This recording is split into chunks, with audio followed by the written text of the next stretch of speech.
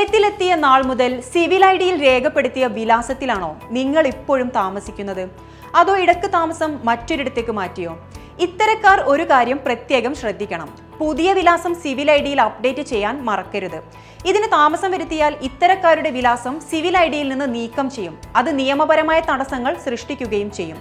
താമസം മാറിയവർ പുതിയ വിലാസങ്ങൾ അപ്ഡേറ്റ് ചെയ്യണമെന്ന് മാൻപവർ അതോറിറ്റി നേരത്തെ വ്യക്തമാക്കിയിരുന്നു.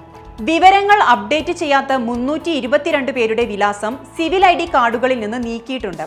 താമസം മാറിയവർ തങ്ങളുടെ വിലാസം അപ്ഡേറ്റ് ചെയ്യുകയോ സിവിൽ ഐഡിയിൽ നിന്ന് നീക്കിയിട്ടില്ലെന്ന് ഉറപ്പുവരുത്തുകയോ ചെയ്യണം. മാൻപവർ അതോറിറ്റിയുടെ വെബ്സൈറ്റിലൂടെ അഡ്രസ് പരിശോധിക്കാനാകും. വിലാസം പുതുക്കേണ്ടവർ നടപടിക്രമങ്ങൾ ഉടൻ പൂർത്തിയാക്കുകയും വേണം. അല്ലാത്തവർക്ക് 100 ദിനാർ പിഴയും നിയമ നടപടികളും നേരിടേണ്ടി വരും.